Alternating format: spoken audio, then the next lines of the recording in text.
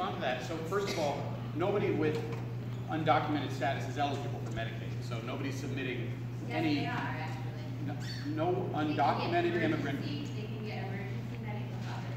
There's a program in Montgomery County that people that are undocumented can get help having a baby. Montgomery County is great. I'm not arguing about that. We're great.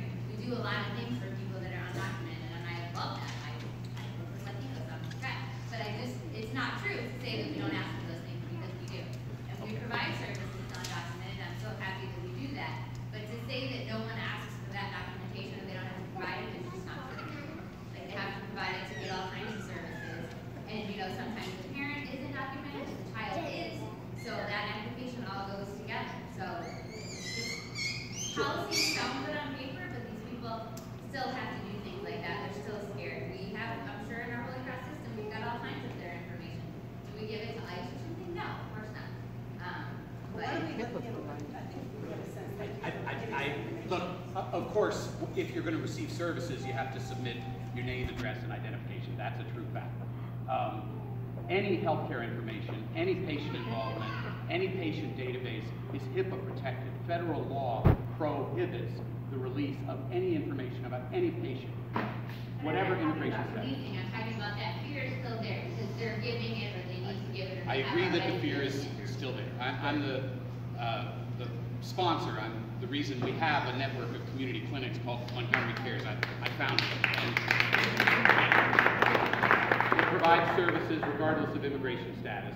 And it is true, we're getting reports that individuals are calling the clinics like Proyecto Salud and saying, take my information out of your database. And the clinics are working. The fear is there. There's no question about that. And the clinics are working with patients and clients to reassure them that all their information is protected under federal law. ICE is not entitled to it. They can't get it. And it isn't shared with ICE. And we do not, I don't want to have a debate with you. We do not collect immigration status. The clinics do not collect it. The hospitals do not collect it. We do collect identification, so if you have access, which ICE does not,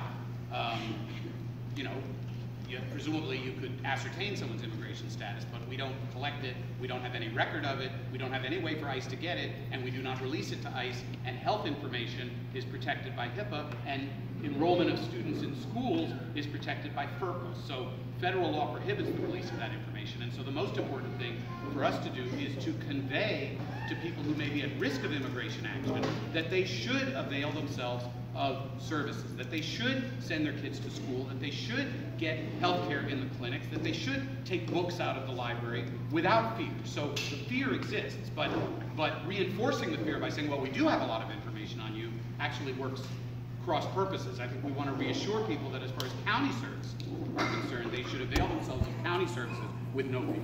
Okay, I think that I'm going to, it's 7:30, and we have many committees that we'd like to tell you about as well. So why don't we give a round of applause to our colleagues.